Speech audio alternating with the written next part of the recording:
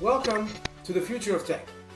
Today, we have the honor of speaking with Aleta Verrips, the B2B Marketing Strategist of Red Panda Works. In this episode, we dive into the current IT and software development strategy of Red Panda Works and explore their vision for the future.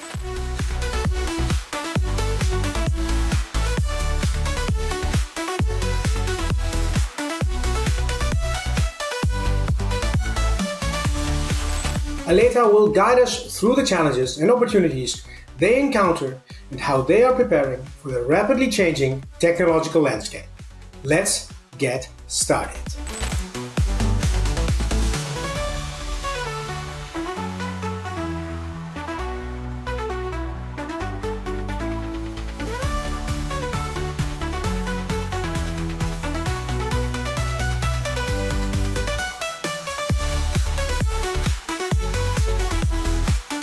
Welcome, Aleta. Can you tell us a little bit about your role at Red Panda Works and how the company approaches B2B marketing in today's evolving landscape?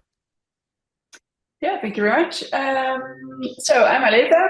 I work for Red Panda Works, which is a B2B marketing agency. I work for them for 5 years now. I'm a B2B strategist. So I am responsible for the strategies for my customers that we work for. And the approach that Red Panda has, you mentioned the evolving landscape already, and that's, I think, always happening, of course, within marketing.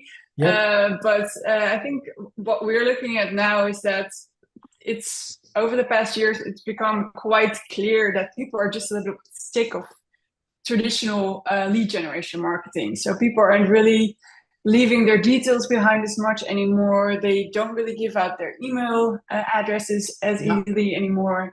They really want to see some value. So we sort of have to work for it nowadays. Well, I can imagine. I mean, obviously in history, a lot of people got spammed, got a lot of emails, and it might have worked in the past.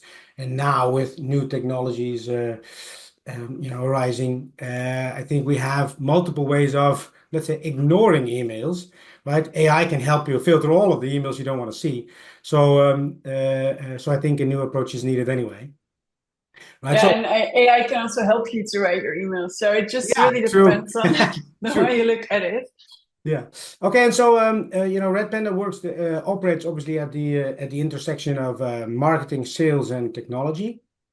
So how does this multidisciplinary approach set Red Panda Works apart? Well, we really believe that sales and marketing should really, of course, work together. There's a lot of inputs that sales has that's super valuable for marketing. We always start out with really at the starting point. So what is your ideal customer profile? And always sales is a very important part of that because they get a lot of feedback from the leads, potential customers they talk to, of course. And one of the things that we are trying to work on and with currently is, we've always been a very tool-based company, I would say. We are still sort of in the middle between, I think, a startup and a scale-up, but especially in the beginning, when we just started, we were really a front runner with tools. And we actually had, I think, a section on our website. We had a tooling Tuesday that we discussed all different tools that could really help us set it apart, also automate many things. Like one of the things that we started with, I think in the Netherlands, was actually LinkedIn automation. And that is, I think, is a good example of how sort of the tools are still helpful, but we deploy them in a different way now because of this changing landscape where in the beginning, it was very much a little bit like this traditional marketing / outreach approach with LinkedIn automation, where you would have like this whole flow set up where you would send an introduction message and then have like a second or third or maybe even a fourth message like, hey, did you read my message? Hello. And that's something that just really doesn't work anymore.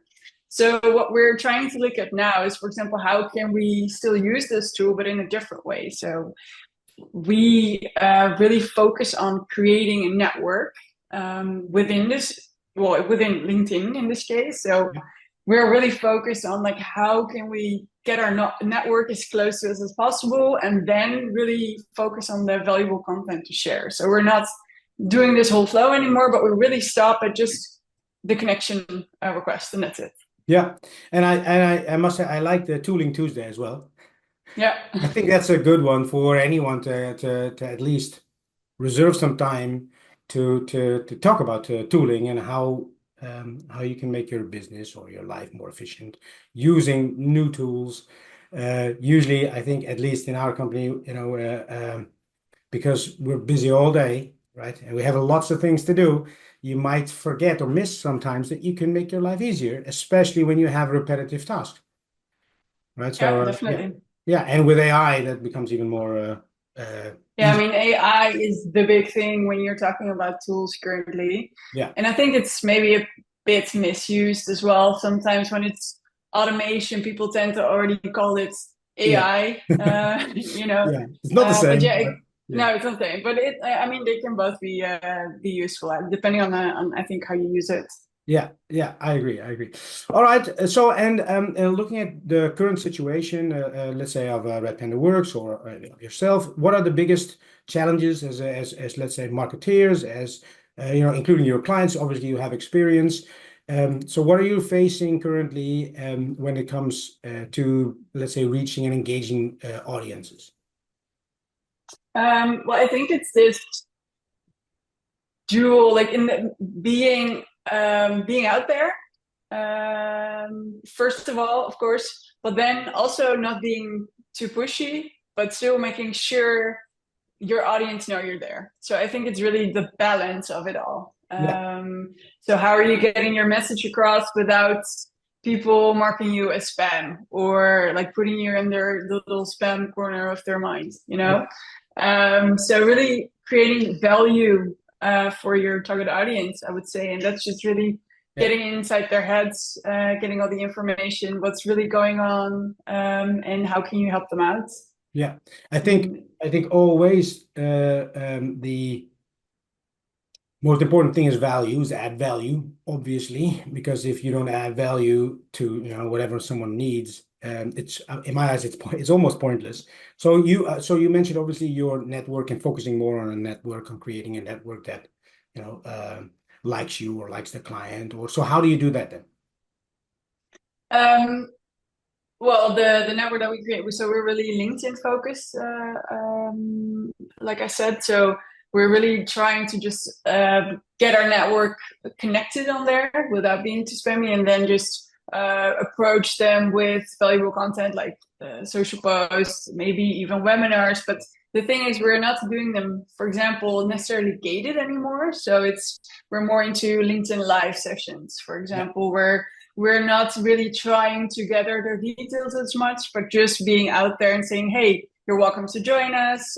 Feel free to participate, leave your questions, or even, like the white paper approach. We tend to approach it now more where we just provide something valuable for them, where they can just freely download it without having to leave anything.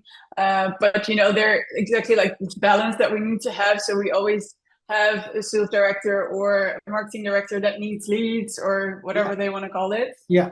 So the way that we are trying to gather sort of information or touch points, as we call it, is just by measuring the company information of the companies that visited that page.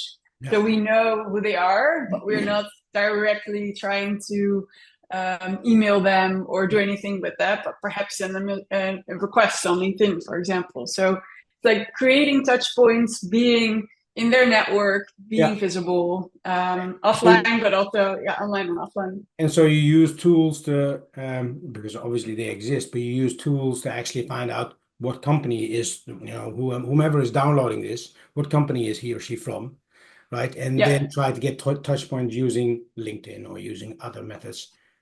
yeah, exactly. Yeah, so there is, I think, a lot of tools involved.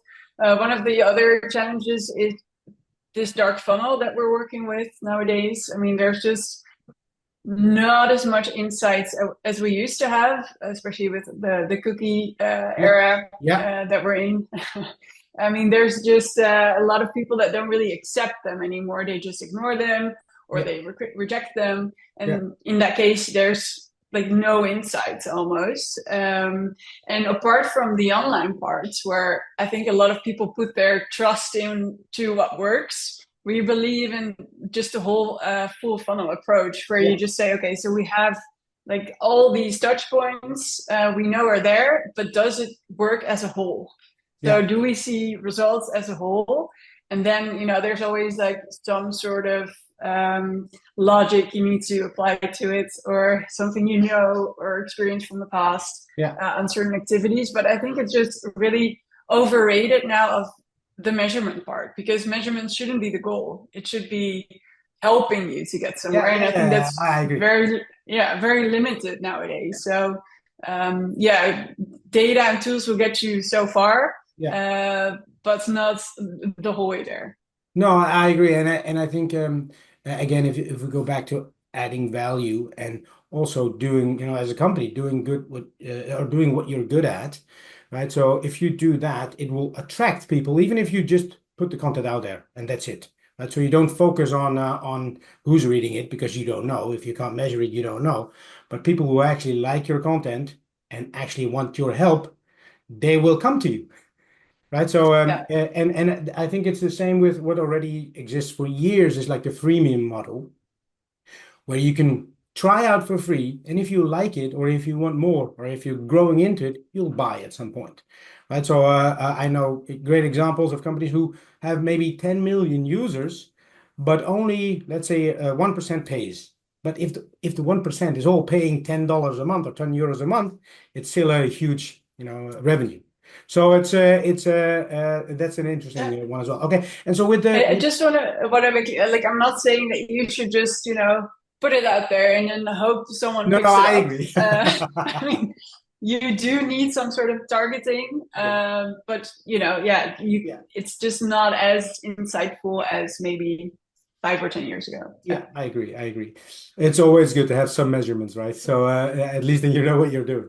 Yeah. Okay, so and with the let's say the rise of AI and automation, how has Red Panda Works adapted the strategies to help your Red Panda Works itself, but also clients to scale marketing and make sure that it's efficient? Yeah.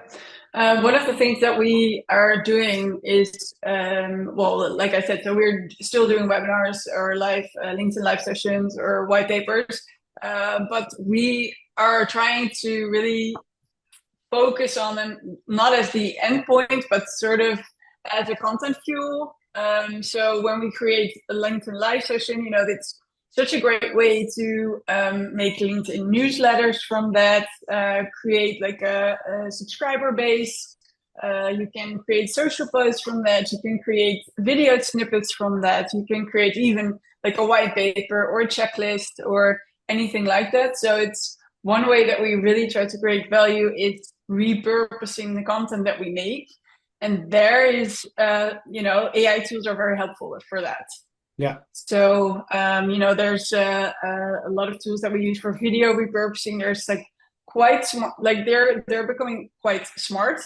So one of the things that we can do is, for example, use Happy Scribe or Turbo Scribe to subscribe the videos. You can extract the text from that. You can create social posts, etc., from that text or white papers or whatever. Of course, then you can use ChatGPT, or maybe, we always work with a custom GPT, or maybe LinkPen that we are currently looking at, which is turning out to be quite useful.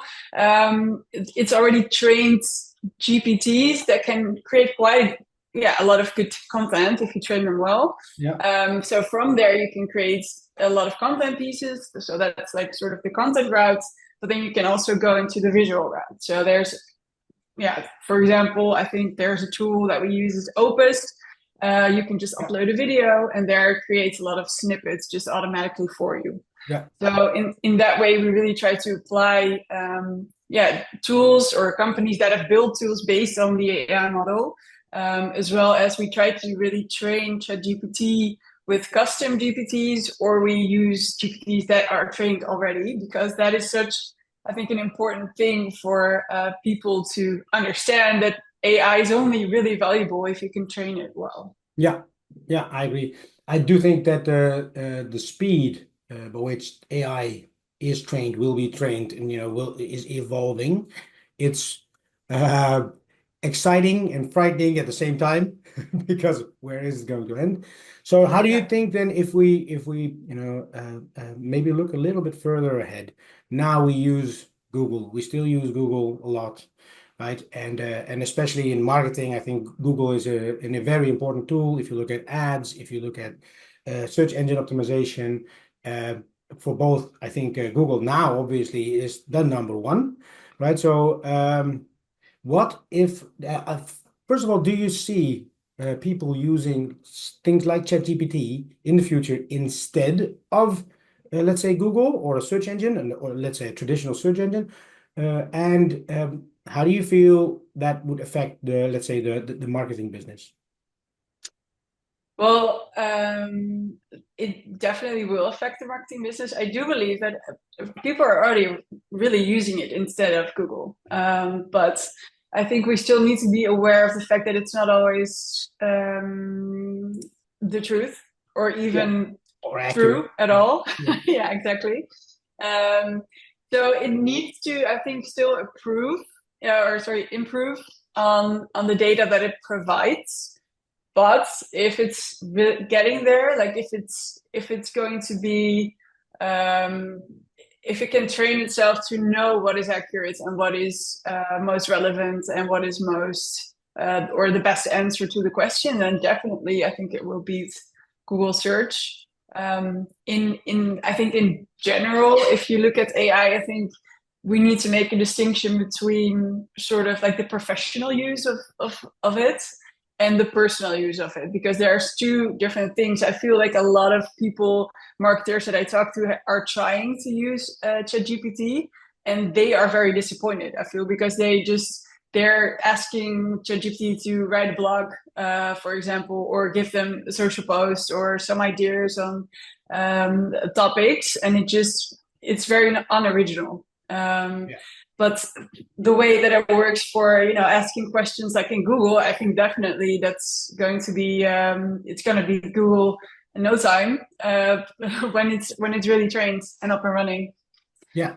Yeah. I think Google or Alphabet actually said, that something like ChatGPT or AI could replace the search engine of Google, let's say within 2 years, which I think is could be true. I don't know whether people will adapt that quickly, but we are using it, and we are using, and I think the majority of people, at least now, still see or find out or know or hear that it's not always accurate, right? So what do you see then in the next, let's say, 3 to 5 years? So let's go ahead 5 years from now. What is your prediction? How do we use AI versus let's say, in marketing strategies? Obviously, you mentioned already some things, but that might be next year. So, or that might be now already, right? So we can already use ChatGPT to create articles or Mhm. write content. Maybe Yeah. it's not that original yet, but let's jump ahead 5 years. Is there still Google? Is there what do you think?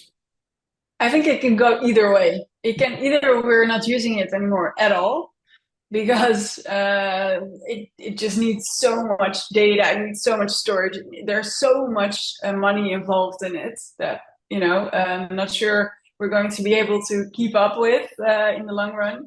So it needs to become cheaper and more efficient and smarter. And I'm not sure, maybe we're just not going to adopt it in that way. There's this one visual that I saw a while back.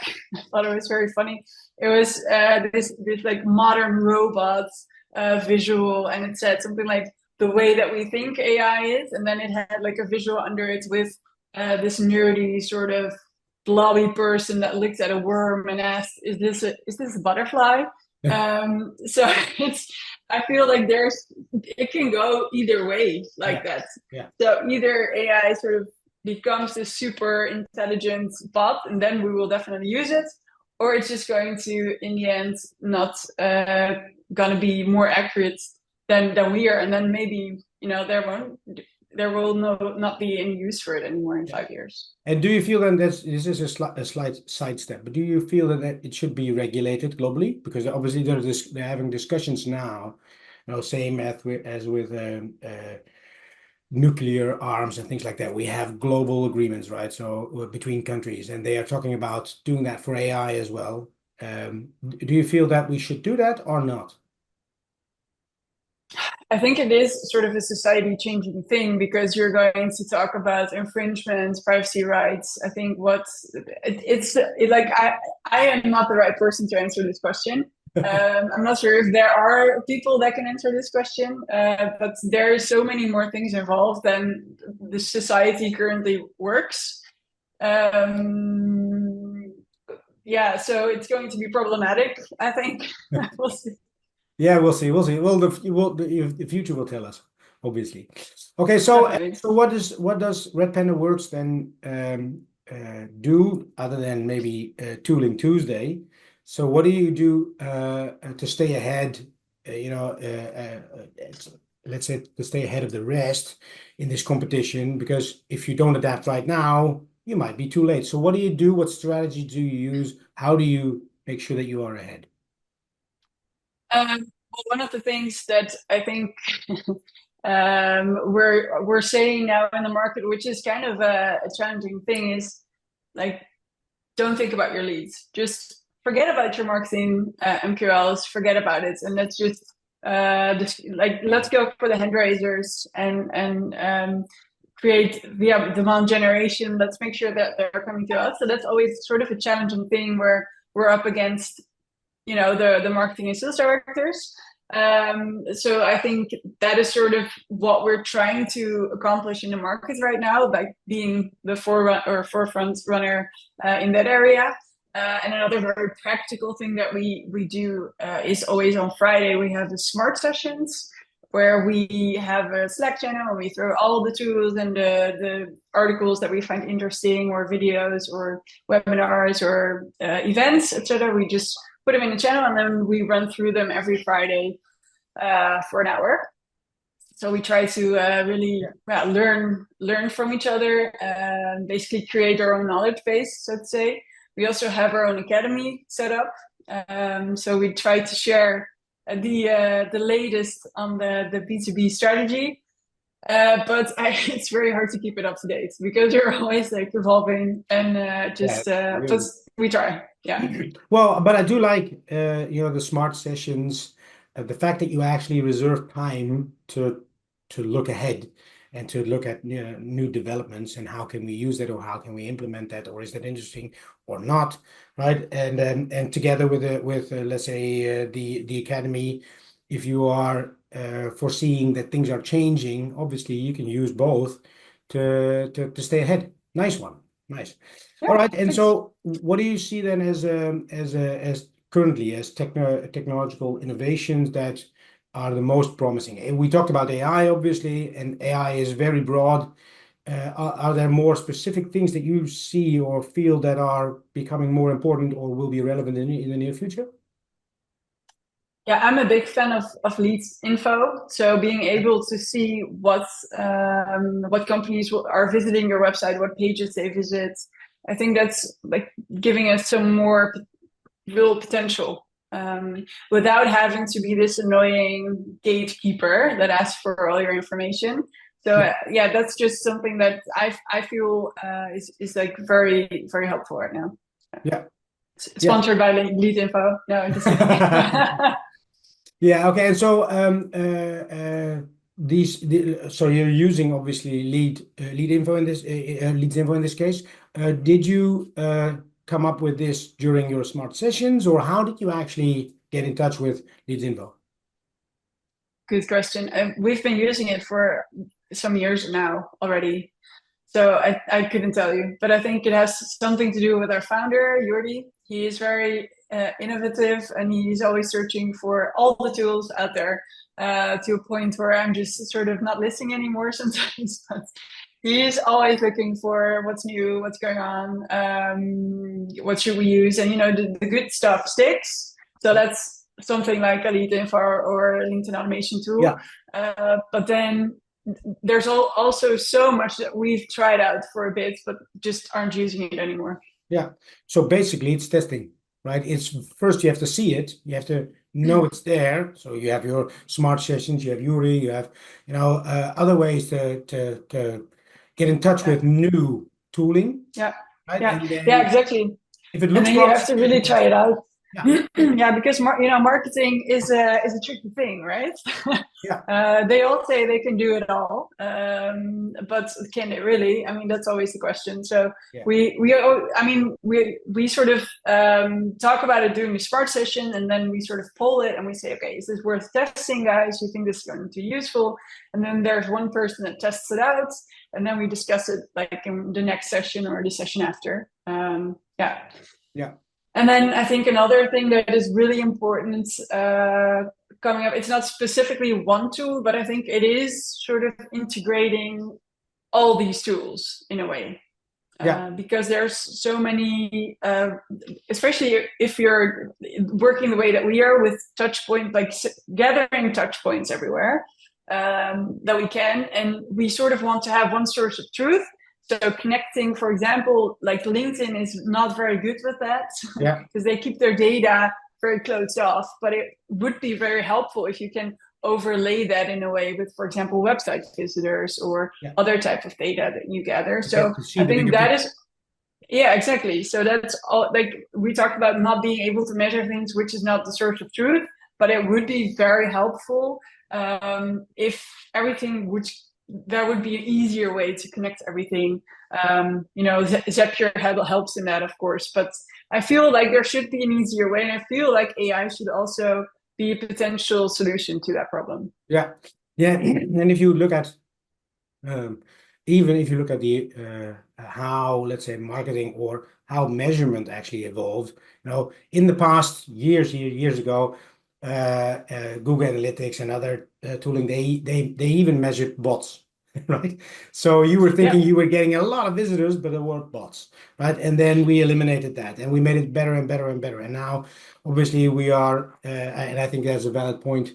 It would be ideal to have an overview of the bigger picture of someone, what kind of LinkedIn profile. You don't need all details, but it would be great to see, any demographics or, it's a man or woman. Is it, where are they based? What hobbies do they have? I don't know. Whatever you need to make sure that they are fit for your product. Or also like, how are they interacting with you as a company? Yeah. I feel that would be most useful because, you always start with your ICP, and that's always sort of a guess, an educated guess, I would say. But then after that, I mean, there are like great tools for that. So you can do targeting and Sales Navigator, of course, very well. But then after that point where you say, okay, so we have this list and we're doing LinkedIn ads and we're targeting via Google or whatever you're doing. But who is clicking on ads? Like, is it working? Like, what companies are looking at us? What sort of content are they interacting with? Have they called us? Have they maybe seen a post and not liked it? But have they, talked to some of their friends or colleagues and mentioned us? That's just very hard to measure. But it would be great if we can get some sort of a feel of how is our audience looking us up, and how are they, what are they looking at? What are our touch points? Yeah, that's an interesting one as well. Okay, and so looking at marketing in general, so this is a difficult one as well.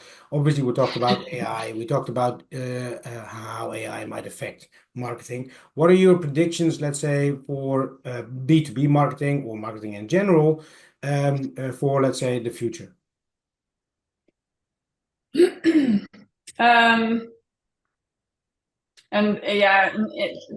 The future, I think, it is now, right? Yeah. I think it's going to be moving even more towards working in the dark, so to say. Yeah. So it's going to be just very important to work very closely together with your sales and marketing and also your customers. and being out there and creating trust and being as relevant as you can. I mean, we've said this, I think, for the past 10 years or 5 years already, but just because it's going to be different now, I think, because it's going to be like seriously dark, because people don't want to like, they are not going to be forced anymore in the way they interact with you. Yeah, and it's obviously GDPR makes sure that people are, their privacy is protected. So if I don't want you to know me, obviously I can ignore the cookies or decline them or whatever, and then still visit the content, read the content, whatever I want to do. Obviously I can do it.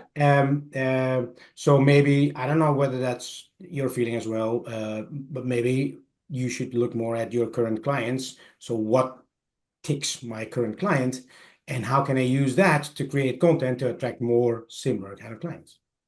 Yeah, we do a client analyzer session as a starting point when we start working with customers. So we really look at, okay, what are your current customers? What sort of customers do you like? And why do you like them? And then you start with a couple of, for example, that you get a lot of revenue from them. It's just really nice to work with them. They're located nearby you, and then you just start overlaying all these axes, so to say, and then you start figuring out, okay, so this is something that we find apparently important, and these are the characteristics that go with it, and then you build on from there. Yeah. Okay. And so if obviously if we're talking about going into the dark, right? What are, in your opinion, what are the skills that are most critical for marketers to develop? Not only with our shift towards maybe AI, but especially maybe since we are going into the dark, what skills do they need to develop to at least stay ahead?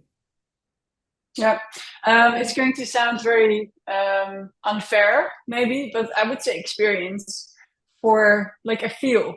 I think the sort of the marketing feeling and the intuition becomes more important. Yeah. To go on. Yeah. And obviously you have experience, right? And you have intuition. So well, I assume. So, but is there any way that anyone can train let's say the intuition?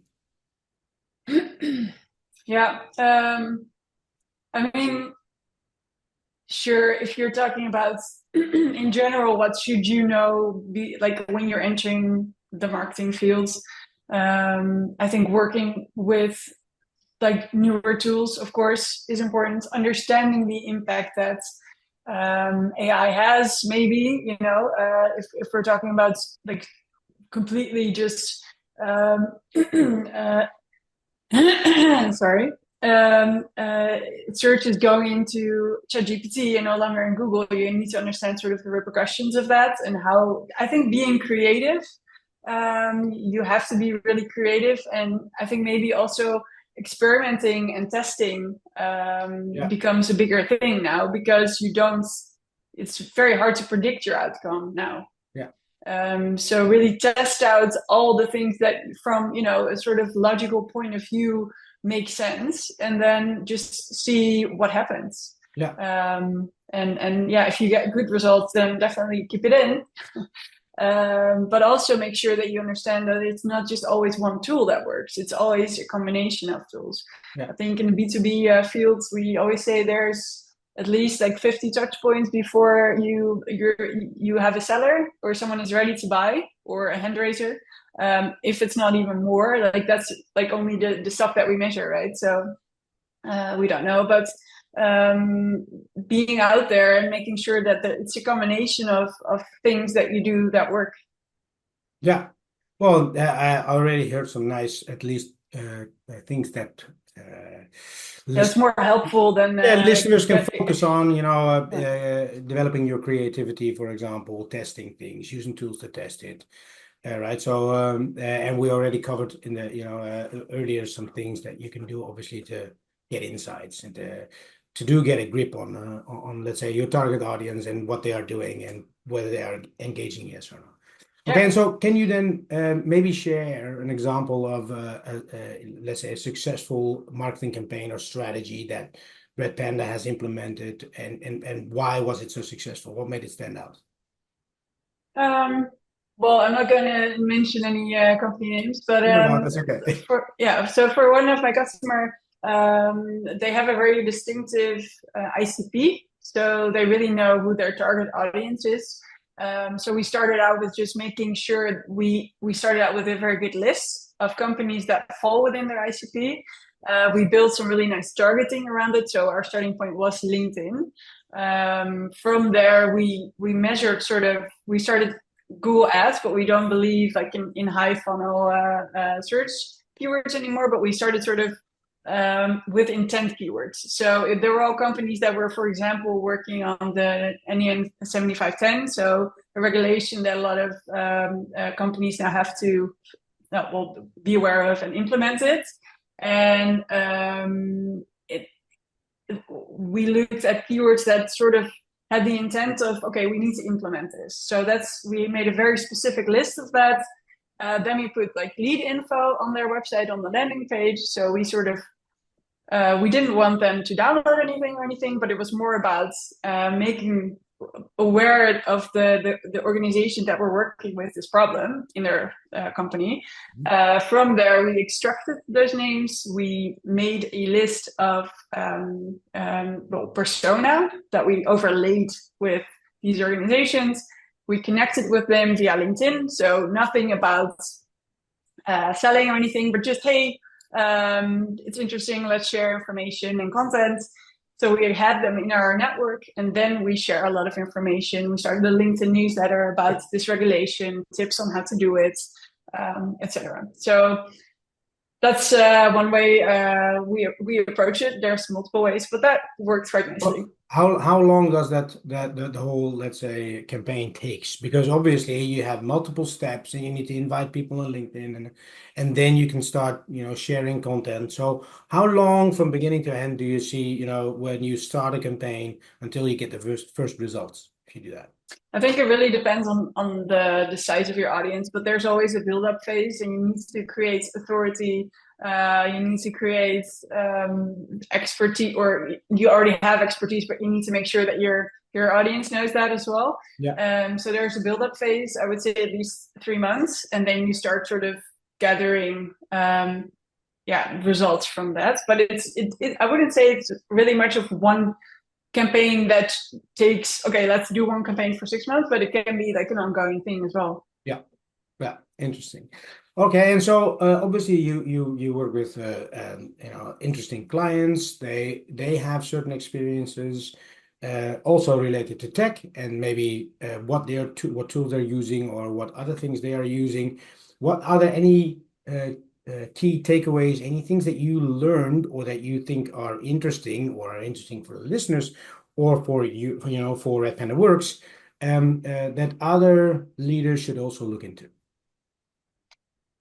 So tips or tricks, or what is the question? Tips or tricks or tools that they use. So any key takeaways that you saw from any of your clients that you said, hey, that's an interesting one. Maybe we should do something with that.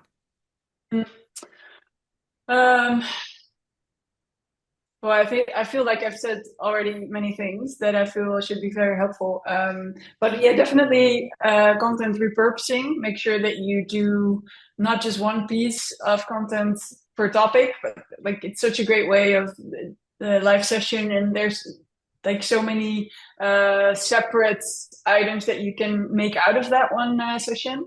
And definitely also, I would say LinkedIn newsletters. I really appreciate them because it's such a nice way you can really see who is your subscriber, so who is your audience, like on a person-based level, and then you can really be very relevant for them. So I would definitely recommend doing that. Yeah. Okay. All right. And then slowly we're heading to the end. What would be your main advice to C-level executives looking to improve their marketing strategies? Be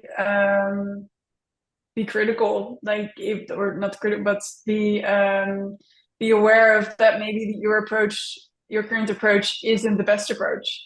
Maybe you should look at it in a different way. Maybe you should think about not being set on MQLs as a goal for your marketing team, but maybe look at touch points, or maybe look at from your relevant list, who has interacted with you. So really change the targets that your team has to work with in order to create different results. Yeah, that's a very useful tip, I think.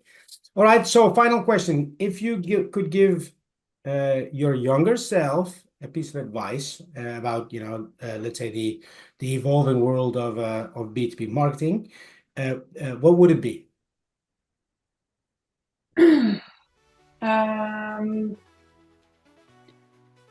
I would have liked to do something more of a technical study.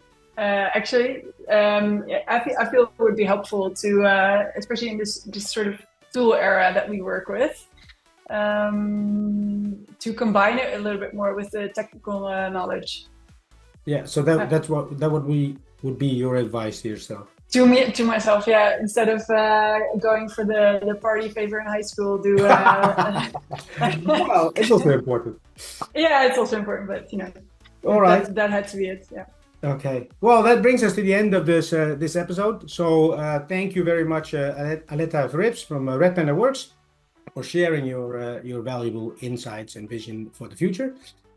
So thank you for now, and if anyone wants to reach out to Aleta, obviously I can share some details.